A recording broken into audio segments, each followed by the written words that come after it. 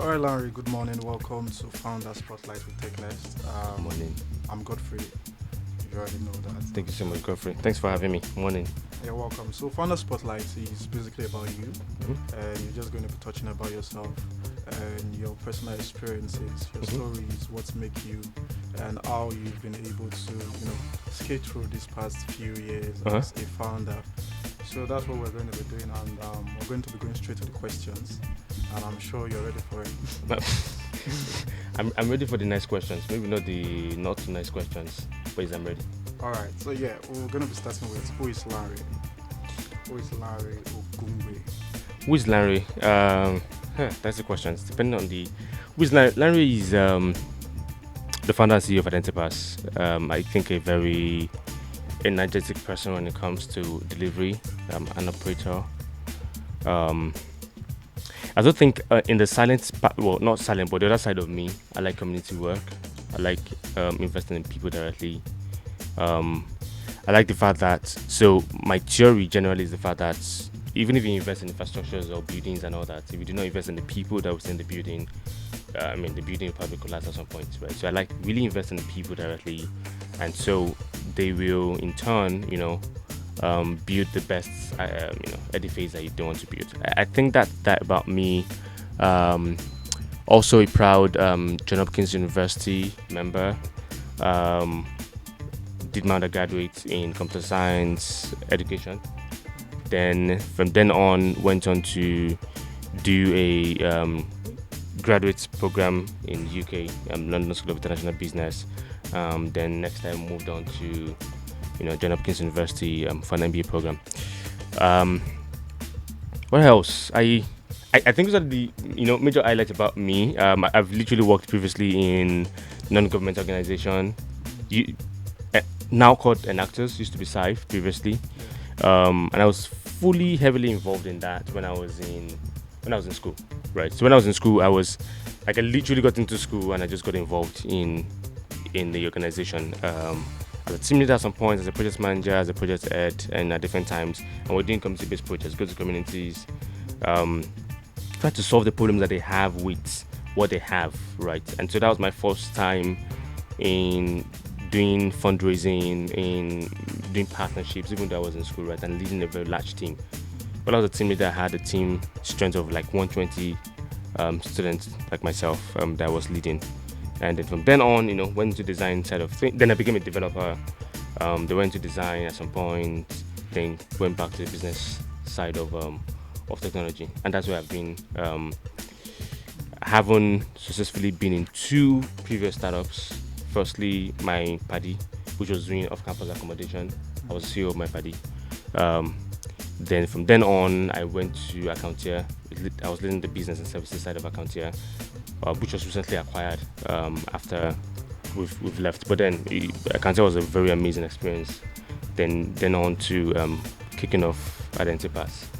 That's I don't know if that's enough, but if you want me to go more in depth, I'm happy to do that. That's quite enough. You've mentioned something. You said you're someone that you like investing in people. Yeah. I believe experiences growing up, they kind of shape us, and then they kind of build us to the kind of person we want to be. So I don't really know what were the striking moments for you growing up. Striking moments growing up, interestingly, would be the fact that I think it would be from my parents, specifically my mom. She was very industrious, and she just loved everyone, right? She loved everyone. She likes, helping everybody as much as she can. And in doing that, what she did was to ensure that we also have everything that we needed to have, even though she didn't have that much, But to the strength, as much as she could provide, she ensured that we had as much as we could. And we lived pretty decent. Upbringing was pretty much decent. And when most of our friends back then were probably more concerned about Angelo and Ina, for those that probably know, or were concerned about second chance. There was a time when the second chance was trending in Lagos, then a very long time, or Papa Jasko and all that. We were more concerned about who was going to be the commissioner and minister in Nigeria. And where most times you don't miss 9 o'clock news in our house growing up. You don't miss it. So we finish, but supposed to was Thursdays, every Thursday. So we finish that and you move to, you just have to, yeah. Then my dad also every single day buys newspaper, like 3-4 newspaper every single day. And every weekend my mom will most likely lie down and have you to hold one newspaper and start reading from page to page. She'll most likely sleep off after the second page, but you can't stop.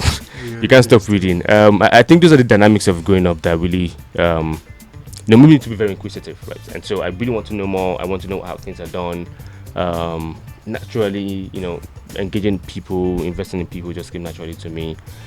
That is so I'm not sure it was a one thing that was a striking moment. I think it was just a thing of multiple things and combination of things that made you appreciate friendship, made you appreciate people around you, made you ensure that you can't really go that far if you do not have the right people within your side, no matter how brilliant and how amazing you are, or no matter the kind of ideas that you have, if you have the wrong persons around you. And I think that's literally what shaped in. And growing up again, I know there was no point where, because we're just four, myself and my daughter, 3 siblings, but averagely in our house we usually like minimum of 9-10 that live in the house every single time. I don't know how she packs people all around.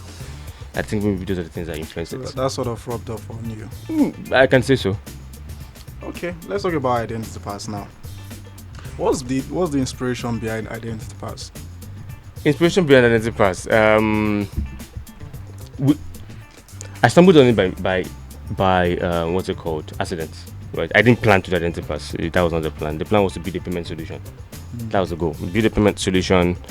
And at the point of building, because of what we wanted to build and how we wanted to build it, there was a need for a very strong verification and re-authentication system. Yeah.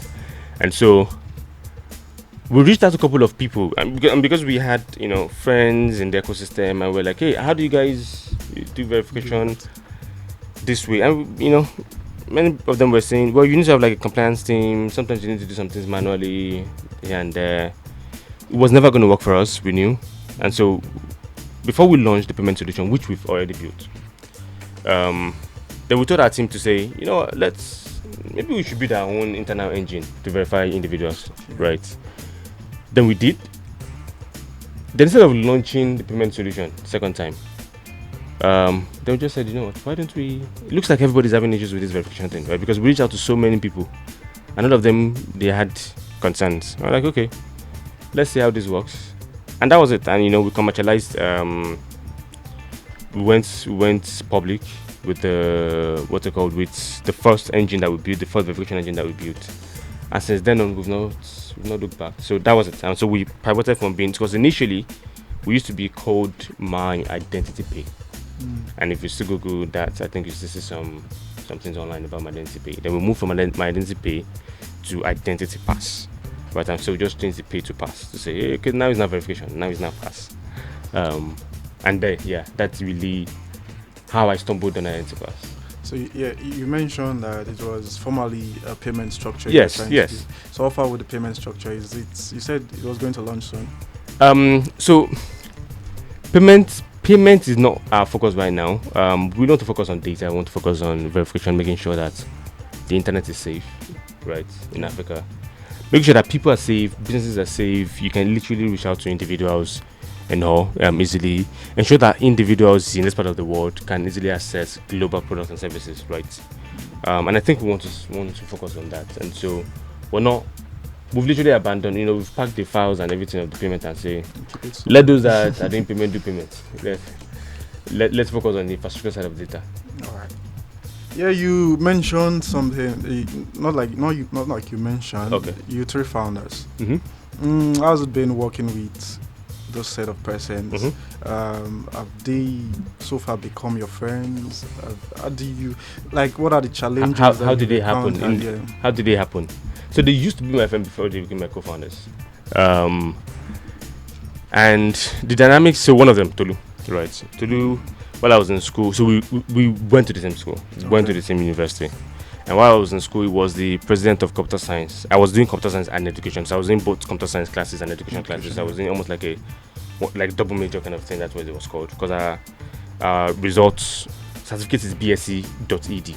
Yeah. So you have to do the entire BSc course after the entire ED course. So when your computer science colleagues that probably have, you know, let's just say 10 classes in a week. You have to have maybe like 15 or 17 thereabouts. I know about that.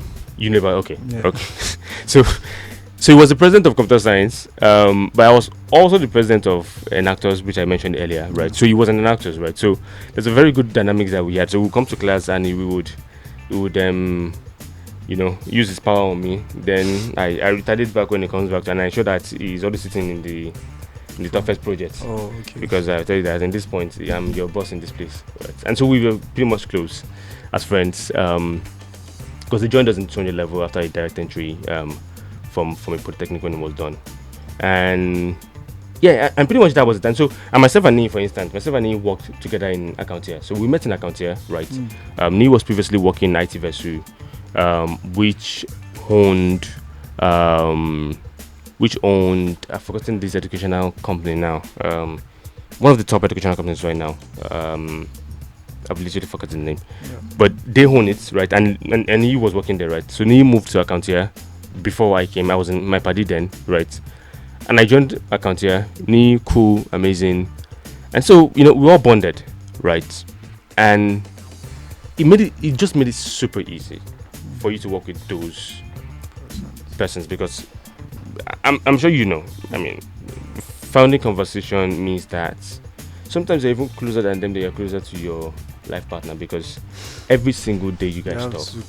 And you're now talking about money. Money can be very sensitive when stakes, shares, money, everything is involved, you know. And this time you are making final decisions based with these guys, right? Yeah. And as long as you want to keep having successes in the business, you need to as long as you have success in the business, you need to, what's it called? You need to always, you know, have a very good relationship with them, right? And literally that was it, right? And that's how we're able to have a very strong relationship. That's great. So it has been like some years now, like 10. It's been years. It's been like 10, average 10 for Tolu, for what's it called? For Nee, an average of like 7. Wow. Yeah, 7, 6 each that we've known each other. Yeah, like 7 years that we've known each other, and we literally we've just been on that same boat together. Talking to you, it just sounds like you are a nerd. You've been doing book all your life.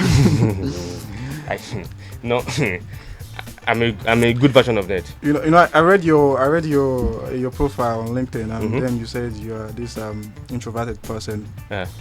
So I really want to know what you do outside work, because it just seems all you do is work. Okay. So what do you do outside work? What are your interests outside work, and what do you do for fun? Let me, on behalf of my nerd counterparts, tell them that it's not a bad thing to be a nerd, right? Might not be a bad thing. Okay. And sometimes, so here's what I think. I think people kind of, you know, merge those that prefer to stay in front of their TV and watch Netflix and play game than going out to a club on a Friday and listen to noise. Because what happens is I go on a Friday, I go to TGF on a Friday, I drink and all that, and I come back on a Saturday. My Saturday is wasted because I have hangover. Then Sunday you are there. So before you know it, you've spent 2-3 days. Sometimes it could be that we overthink, right? But we're not, you know, I don't know. So I don't regard myself as an idiot. I just literally regard myself as someone that would prefer to stay in house for 1 month rather than going out at all. So if I don't have any reason to go out, yeah. But what do I do outside? Yeah. I think what I literally do is to have, which could be strange, you know. Today I have some babies, very amazing babies. Are you married? I'm not married. They're my turtle. Oh, okay. I call them babies, and they have their names as well. Very amazing turtles that I have, and they have an amazing house that I built for them. And so usually when I'm not doing anything, I go play with them, change their water. Wait, are we talking about human beings or turtle? Oh, turtles. Yeah. You call them ijapa. Okay. Yeah. So what does your average day at work look like as a CEO? Average day at work means you wake up every single day and you're wondering, hope nothing is breaking, jumping on every single emails, meetings. I'm the kind of CEO that does more of sales, and so I every single week I speak to customers, speak to potential customers. Every single week I'm doing sales, and so I'm not the type of CEOs that just what's it called? That just gives directions and say, hey, go and make the money, I'm gonna make the sales. No, I would join you in the sales. I would want to see how products are being sold. I want to get the feedback from customers. So I'm the one that will probably be on the field to sell and to do marketing. And so my average day is mostly around we're growing, we're making money, replying to emails, doing as much meetings as we can, flying here and there to meet stakeholders, raising funds successfully, and every other thing that CEOs do. Get angry at your staff and talk to them nicely. If you don't break someone's neck. No, I don't. I talk to them nicely. I talk to them nicely because I have to also say that one of the things that we do in our company is that we do anonymous feedback. Okay. Right, and so every single team member, and it's compulsory. Every single team member was every single quarter. They can chip in something and just tell you something that they are not so cool with. It has to be anonymous. They have to. And if I've broken their neck, I'm sure they would have said it there. Right. So, and this is compulsory because, of course, we hold some values very tightly in our company. From we appreciating every single person, we don't discriminate. We ensure that everybody's cool with themselves. Right. We don't want people making jokes out of the line and all that. So those anonymous feedback, compulsory anonymous feedback, help us, caution the expectation of people, what they expect from the management, and tell us how we relate very closely. Because sometimes people, because the management, and probably because of my position, what I see may be quite different from maybe somebody in the team what they're seeing, because I have so much pressure. I have investors to take care of, I have stakeholders, I have a good decisions to make. Sometimes it could be so emotional that when and so those kind of feedback really kind of say, this is how the team members are thinking about topics and conversations like this, and has really helped us. So that's literally what I do. I was at your event yesterday, and then one thing you mentioned was that your enterprise is fully remote. Yeah. And now you mentioned that you try to engage them with the anonymous feedback. Yeah. How do you maintain your relationship with them? Seeing that it's fully remote, and then you mentioned yesterday that most of them, they probably have not seen you in ever. Yes. So how do you keep that relationship going with them? Yes, especially those that we hired from July up to date, because our last team, every team member retreat happened in June, and that was when every other person came, and we're having another one that you came to. How do I manage? I do not think I have a hack other than there's nothing like over communication in a remote place. And team members need to understand is that you need to communicate as often as you can. We also ensure that before we do the hiring itself, we're bringing people that don't need to be micromanaged. So I don't need to know what you're doing on a Monday morning. Right. All I need to know is that you have the deliverables that you have to deliver in the next 1 week and 2 weeks. You can start to wake up on a Saturday and do it, and Sunday and do it. All the best. You can start to wake up on a Tuesday morning and watch Netflix and watch, Anokolapo if you want to. Nobody's going to disturb you. But then if you have the deliverables, if you are in sales, for instance, and you're meant to hit a particular number within 1 month, please just do it before the end of the month. If you are in engineering, you're meant to launch out a particular feature before the end of 48 hours, please do it. And so we literally have so many structure in place. We have some tools, for instance, that where you have to log in your task, and you have to always go to those things, right? To tag them. And so you have the people's operations team that monitor those things closely. You have the anonymous feedback session where you give out feedback. We have a culture of making sure that multiple units, you have calls with them. We have a culture where randomly you can call anybody just to have a one-on-one with them to be sure that they are fine. We have a culture where team members need to always visit a couple of events if they're very close to them, so that they can have good relationship and all that. That's cool. We have a culture where once every single quarter we need to do location-based meetups for those. So if you're in Ibadan, if you're in Lagos, if you're in Port Harcourt, if you're in Kano, if you're in Abuja, yes. We have a culture where if you work 6 months in a company and you've not taken a leave, compulsorily we ensure you that one day go and rest. And we'll strongly recommend that you talk to a therapist so that you just calm down and get relaxed and all that. We have a culture where people literally, all your courses that you do on Udemy, for instance, are being paid for by the company. You have a culture where you're given automatic scholarship to study next for the university once you get. So this type of cultures naturally would just encourage people to work, and I think those are the things that I've added to. So I think we just have a culture where that literally gives people ownership, right, of what they're doing. So you come in, you're a front-end guy, you're giving literally ownership to do things amazingly, right there. And I think that's really what has happened. I mean, that's really good. Everything looks like it's structured. Everything is structured. Everybody knows what they're meant to do. Everybody knows who they're supposed to speak to. If something is not going well, they know. So everybody's not waiting for Lanre to do their work, and nobody's waiting for any of the other co-founders or management to do their work. The content person is not waiting for the head of marketing to say, "Hey, no, you know you're meant to do content." The research team, because we have a full research team, mix of both contractors and external guys. They have an entire plan on what the research team is to do. The AI team, the ML machine learning team. They don't know what they're meant to do. So almost everything is almost on autopilot. And so what now happen is, it allows more time for strategic thinking, future thinking, to say, hey, this is what we're meant to do later in the future. So I think that is what has helped, honestly. And sometimes, some of these things are not sustainable. There are some things you can do when you're a team of 10, 12, 20. You begin to go to a team of 50, 70, it may not be sustainable. So right now we are, a team of 40.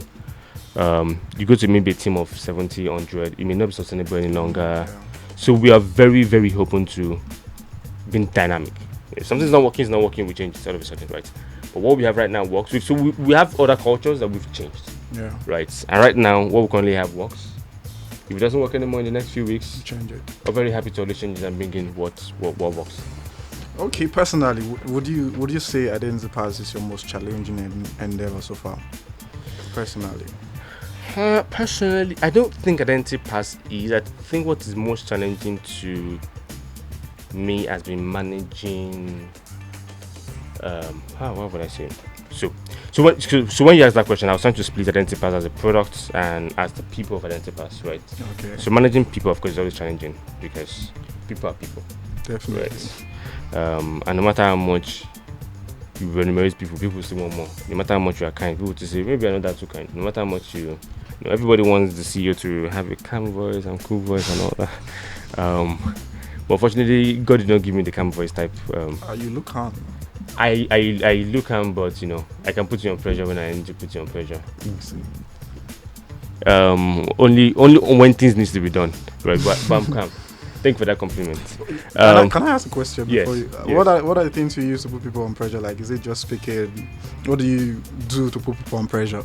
Maybe my team members will probably answer this question, but I know what I do is I think I let them understand what is at stake when they don't do it, right? And because they understand what is at stake, literally what that does is that it's when you know what is at stake, when you know that the fact that if you don't do this, we'll lose customers. When you know that we don't do this, we'll lose our revenue growth will go down. If we don't do this, we'll move to launch the next product, right? And because we already have a sense of ownership already that you already have. And I was saying it also, I think you were there also yesterday at the event, and I was saying the fact that if today, as a UI UX guy, you design a new beautiful stuff, right? We literally are interested in doing the design patent for you, right? And your name will be there as the inventor of that kind of design, right? And we patent it across Africa and patent. Today we have multiple patents already as a company, right? And the US.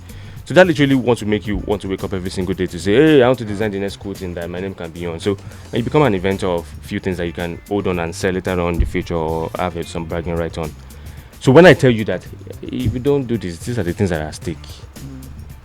Naturally, they just do it. I don't threaten them. I'm nice, like you said.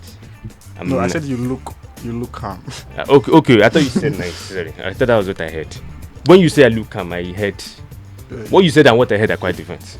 What I heard was I look nice and I'm nice. So yeah, at least I think that's what works. Telling people what's at stake. When we're growing up, or even if you have a kid right now, and there's an open socket, and the kid wants to touch the socket, if you hit the kid's hand, and ask the kid to go and sit down. If you slip off, the kid will still go there and touch it because the kid is curious to why don't you want me to touch this? But if you eat it, okay. So if you eat it too much, maybe there's a pain inflated, it won't go. But just eating it like very slowly does not mean that the kid will not want to go. Because somehow by default, human beings have this inquisitive nature of what is here, what is there, right? And literally, we kind of adopt that motion where explain to people why they need to wake up at a certain time to work. Beyond remuneration is a normal thing. When you work, let people eat. Give them remuneration. So you don't threaten people based on remuneration. But when you tell people that what you do is so important to us, that if you do not do it, and you let people feel and not just by saying, feel that this company will die if you don't work. And so they wake up in the Monday morning and they feel like, my guy already said this company will die if I don't work, right? And you let it show, right? Let it show, and and the customer is complaining about a particular feature, and you tag the engineer and say, engineer, see, I mentioned the person's name, and say, you see, I just told you, if you don't work, we'll die, because this company customer will go and that customer will go. That literally gives them a sense of, okay, now I'm important in this place, and when I'm important, and when people feel important and they know that their contributions are ahead, I think it really helps. Other than the fact that also, because it's an open culture and you don't need to reach out to somebody to reach out to Lanre, or reach out to somebody to reach out to Tosin, reach out to somebody to reach out to me, anybody on the general channel, because we don't do this private chatting of we can do DMs. No, chat on the general channel. Yes, you meet, talk to anybody, tag the person's name, and right. And I think that's really helped. I mean, that's great. You have some good flow of what going on for you and your company. You've not yet answered the question of what's your most challenging endeavor so far. And so when you say endeavor, you mean in terms of like business product or business product, everything. It can even be relationship. Some relationships are difficult. Okay, so I think my biggest endeavor has been maybe my first girlfriend, GS3. First girlfriend? Yeah, GS3. I think that was. How was that your most challenging? The first of everything is always challenging. You have to prep. It was a boarding school. So how did you meet her? How did I meet her? She was in my class. She usually sit in front. I was always at the back. Middle. And you prep. You have some guys how do you do these things? And it came out from a pressure of everybody in class then, where it was a federal school. So usually what happened is this: yesterday you do NECO. Right, I think other people do WAEC, I don't know. But yeah, junior WAEC. Yeah, junior WAEC, but it's NECO that administers it for federal schools, right? Okay. And literally what happened is you have a very long break, unlike other schools. So I think you have like 3-month break when you're done. You leave the school, very long break, and and then everybody was already PMing. People were already PMing because you have to spend your very long break with somebody. You have to call somebody, and all that. And so that pressure came in, and she was right there in front. And you have to summon courage to go and meet somebody that you like. I think that has been my biggest challenge. Wow. Interestingly, every other thing in life, when it comes to getting admissions or doing, interestingly, Jam, I got to 09. Thankfully, that would have been my biggest, because you don't fail in my house. And I'm the least what's it called? I'm the least smart person. So everybody gets 300 in my house for all their jam and everything. But me somehow they just know that this is so that would have been my most challenging if I did not, because the house would be too hot, right? So somehow the universe helped me, gave me 209. It was enough for me. I entered. What else again? And everything, and I think not having all that, saying, and it could be in a very friendly, joking manner, but saying not having more challenging moments in other parts of my life, later part of my life, I think it's simply because I have fantastic people around me and the community. I think I'm a product of a good community, right? I don't claim, I've never said it that I know how to hack anything or know how to do some of these things, but I allow people around me to influence me strongly. And so if I know that you have an idea, and everybody knows, even at IdentityPass, we literally move by superior of argument. So we don't jump in and say it must be this way. I give you my argument, you give your own argument, and we say, okay, which one do we think makes more sense? Right? And literally that's how we've been able to grow. I think honestly strongly, I think that's been the reason why I've not really had. So I have an amazing supportive family. Before you get into the ditch, they are already there. I have an amazing group of friends. I have an amazing, colleagues that works with me, and I think they've made life super. So I'm lucky. That does not mean that I've not met challenge. That does not mean that when I was working in an actors, I've not gotten to the boss and I didn't have any money, and so I had to come down and I had to trek from Obalende to Lekki phase 2, because the office is in Lekki phase 2. And still, and as often as I do that, nobody gets to the office before me. Everywhere I've worked, I was living way far, probably not bad down. I come to Lekki. Most of my team members were on the elderly, and you don't get to office before me. I get to the office and I stay in front. It's just a commitment. If so, even so, and it was not my right, and I was already that. That does not mean I've not faced, and it does not mean I've not begged for money in the bosses. I don't just like sometimes when I have these interviews like this, I don't like this because some people have the stereotype that before you are someone or become you need to go through some very rigorous. So I don't really like sometimes stating some of those things because I don't agree. You can be a sugar boy, what's it called?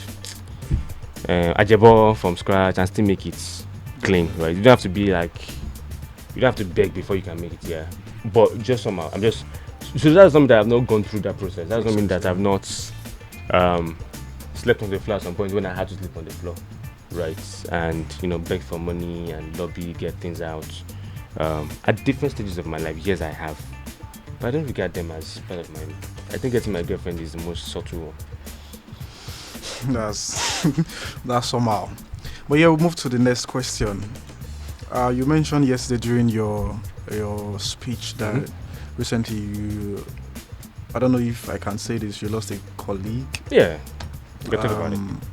At work. So I just want to ask, what has been your most memorable moments as a founder? Yeah. And what are those you classify as the worst moments you've had or worst moments you've had as a founder? Most memorable moments is always when I see my team members and they give me a very tight hug and they whisper to my head, "Thank you." Wow. Because I know that thank you is it means not thank you, it means it's usually deep, yeah. It means like, thank you for having me here, thank you for what you do, right? I think these are the memorable moments. But precisely on the the young lady that we lost in the company, fantastic lady. Like I said, I will always share most of our stories some in the middle of talking about the company, right? An amazing lady. She joined us as an intern, and from then on she developed some. Well, she had some medical condition previously before now, and it was quite difficult for her to work. Quite difficult. She was losing her muscles almost every single day, losing her bone. They becoming more fragile. It's quite difficult for her to breathe and all that.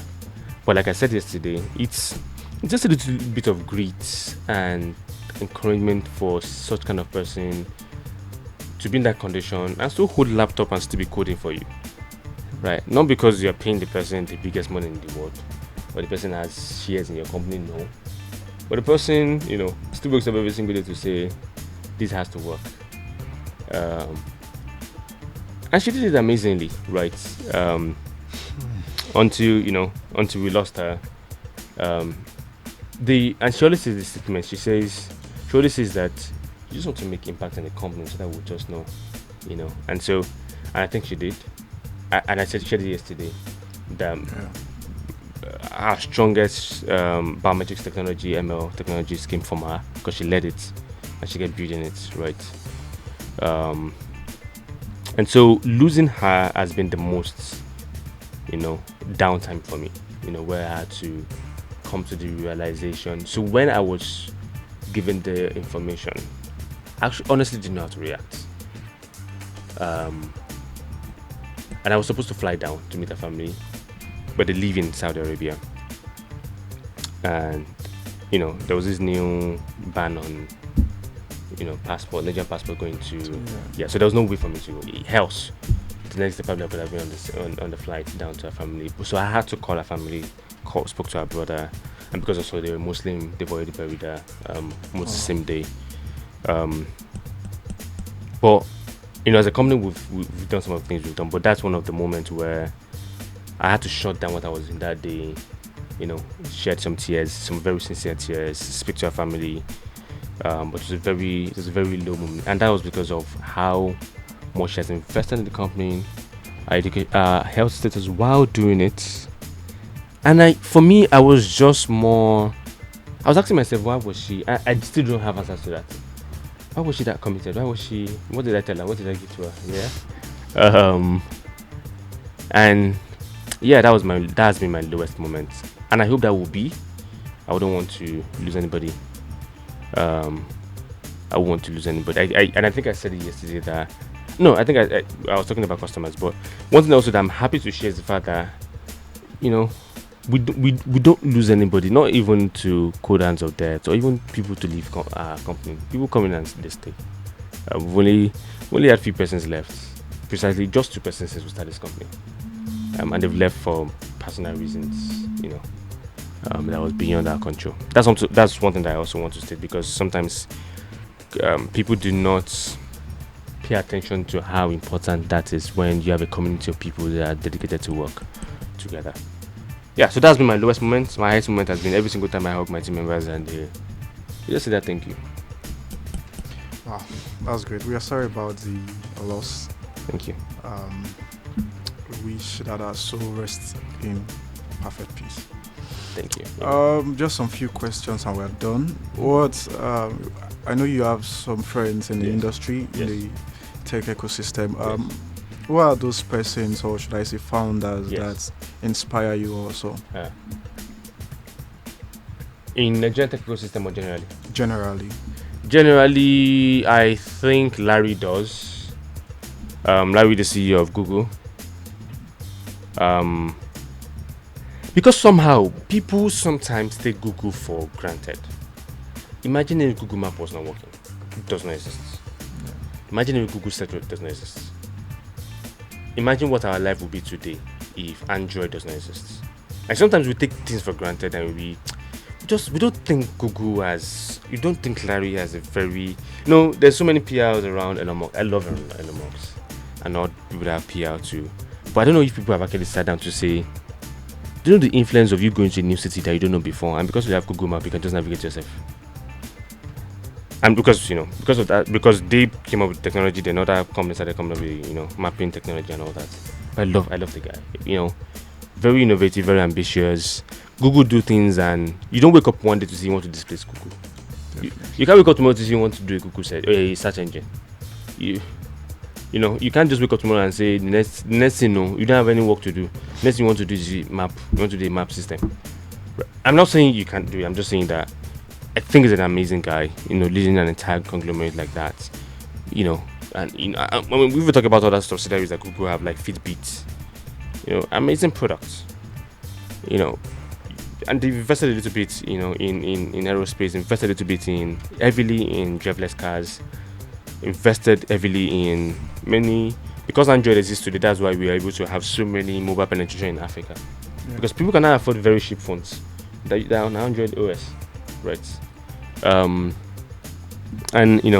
so many other things. I think he's one guy that I look up to, and I like how he runs these things. I think somebody else that I also like, and this is not me because I like the top guys and all that. I like it. I honestly like everybody.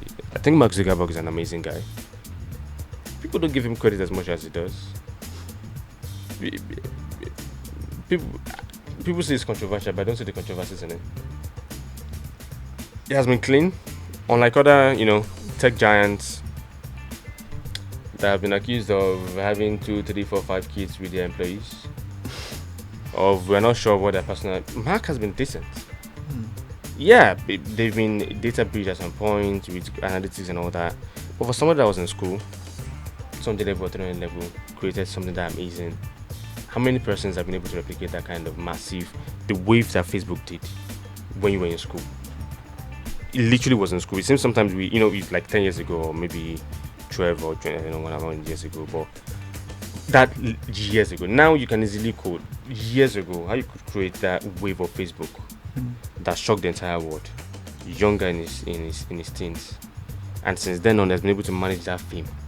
And right now, all of us are talking about NFTs because Mark said he wants to do metaverse. Right? Sometimes we don't give credit to some of these people, but they're very visionary people. I think they're amazing. Coming to the local ecosystem, one person that I really respect a lot is Kolaino.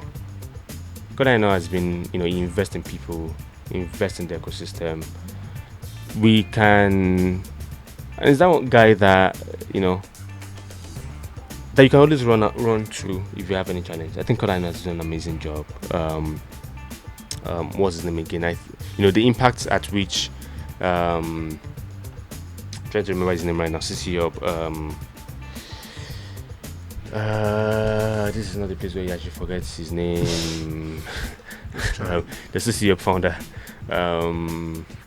Okay, now I've forgotten. But then, if you're going to watch this, you know what I'm talking to you about. So, Just in case. The impact that some of these people, that's my camera now.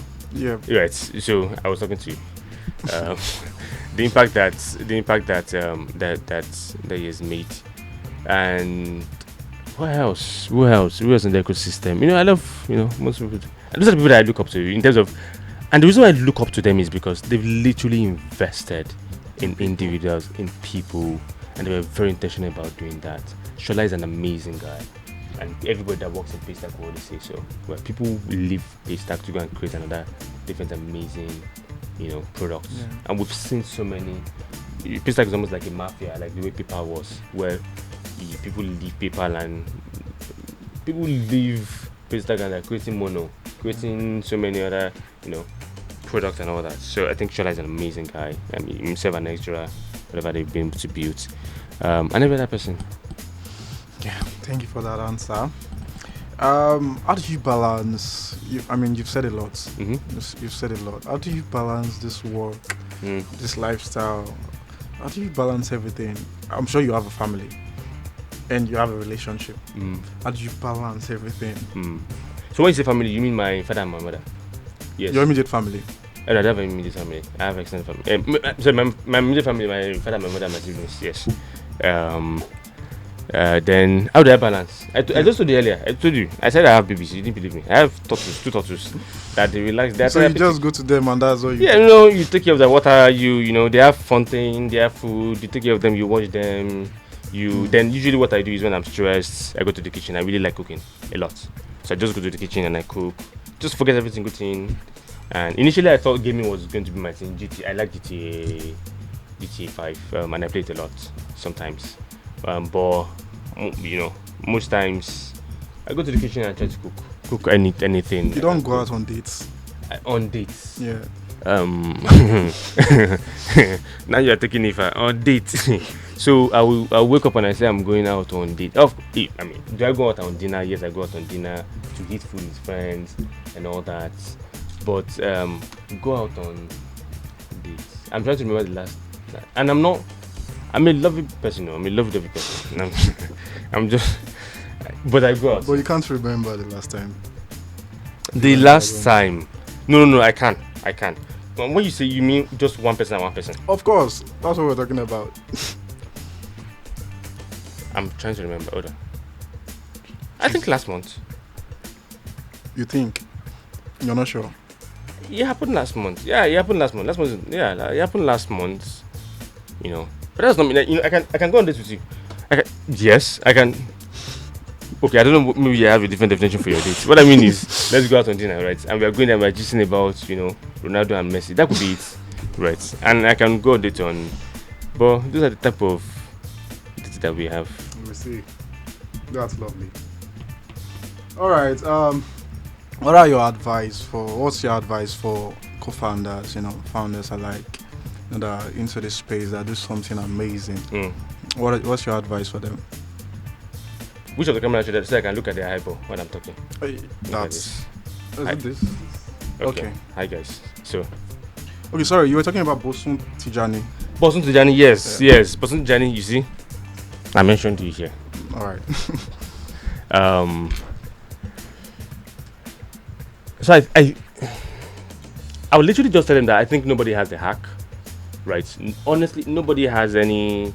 Nobody will tell you that this is what you need to do for. But what I know is that people know what will not work, right? And so nobody knows probably what will work, because sometimes people just come up with like different crazy ideas or how to manage a team or how to relate. But some people know what literally will not, because they've tried it before, right? And I would just tell them that they should surround themselves with the right persons. High percentage of, because when we went into the YC program, where we had access to some of the data that they have, and they said high percentage of some of the companies that fail after YC have founders issues. It was mostly so founders issues was one of the things. It was not access to money. It was not customer. It was not sales. It was not anything. It was just founders wake up one day and claim that I think this 5% should be 100% or whatever reasons or whatever thing, right?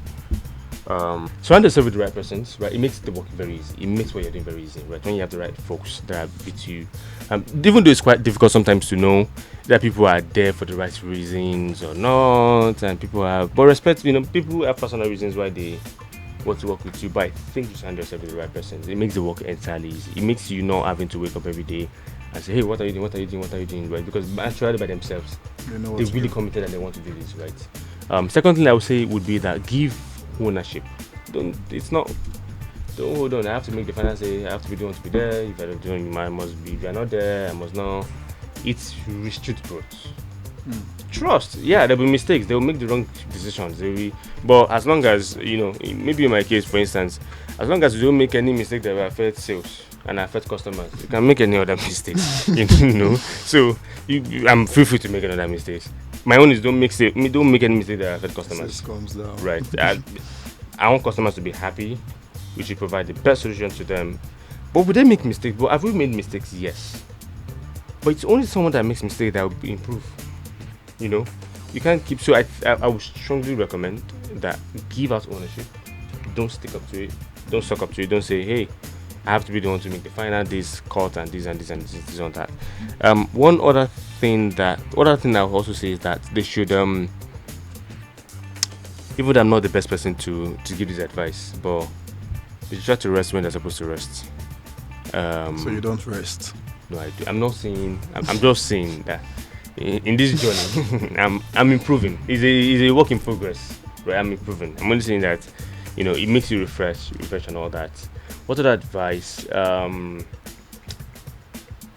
What other advice would be that be inquisitive. Sometimes, from my perspective, I usually like when I see brands and products. When you grow your businesses or you grow your products from the perspective of the customers. So speak to customers so much often, and you grow literally by listening to them, right?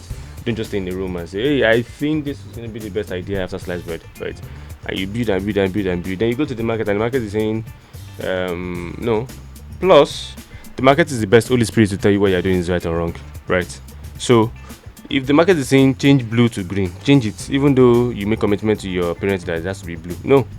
If the market down to pay for it, they're saying you should change it to blue to green. Don't be so emotional about your products, right? And I would advise the founders, don't get too emotional about it. We know you came up with it from scratch. We know nobody's taking it from you.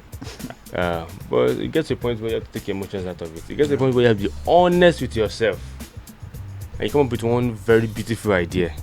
After your entire emotions are right down, now calmly calm down and ask somebody, don't rub my ego. Do you actually think this thing is worth it? Then ask people. Then when you are now done, go and ask the person that you think will pay you for that product. And ask the person. Don't bobo me this time. Just tell me the truth. Right. Because sometimes we think of ideas, then we validate our ideas by listening to somebody that won't want to hurt your ego, won't want to hurt your feelings. Right. If you have a partner, you tell your partner the dumbest things. Your partner will tell you this is the most brilliant thing, but what else is the dumbest thing? But they won't want to tell you because they just want to encourage you to do something, right? So I usually strongly recommend to founders to listen to the market. If you build the best pen, if people are saying it's not the best, it's not the best. There's nothing. Don't accept. Now there's an exception. I'm not. Hey, please, people should not quote me. I have to say that. So I shouldn't be quoted. So this is off record. Please don't quote me, because some people have been dogged enough. Even when people have said this won't work, they've been dogged enough to make it work.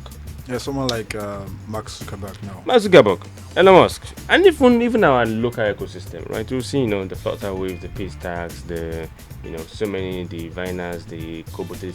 Recent people push through this hard environment. Everybody gets to know.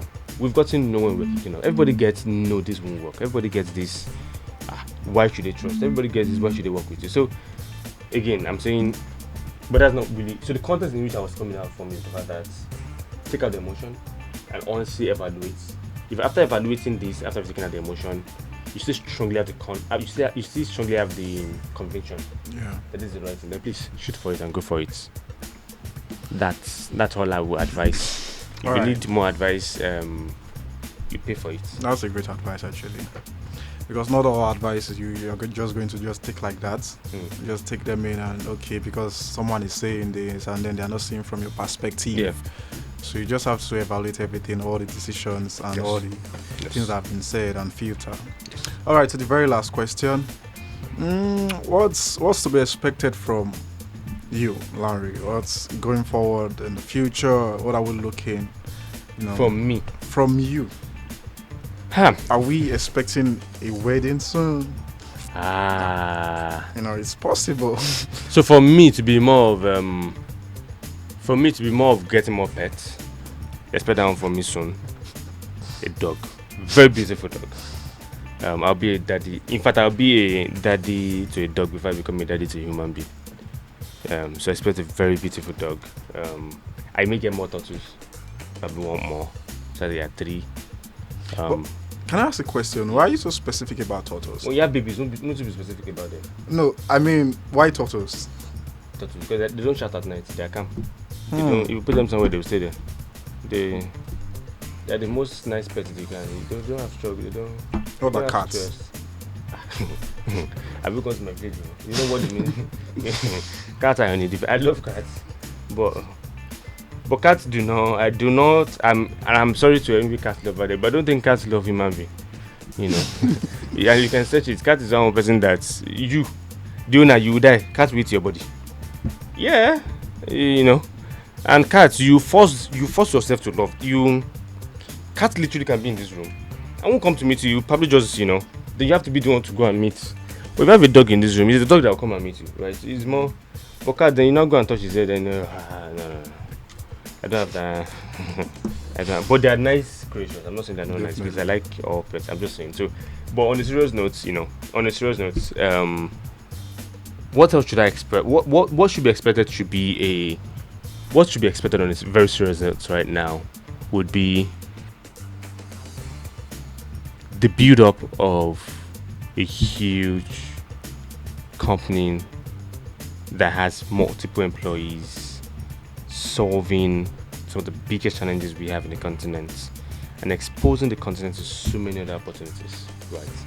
Ensuring that if you go to Mozambique, if you go to Malawi, if you go to Nigeria here, you can access global products and services to ensure that companies outside of the world can easily move to this continent, because now there's a digital infrastructure in place, there's a verification infrastructure in place, and the data infrastructure that is in place, right? I think that those are the next few things on my own. Well, I mean, that's what I'm currently doing. What I'm just saying is make it bigger.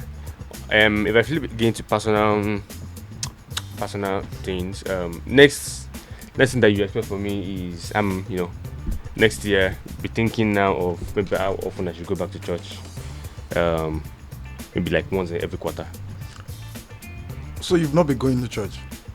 I have a personal relationship with God, and we have our days of meeting. Right. All right. Thank you very much for coming in to have this interview. I really appreciate it.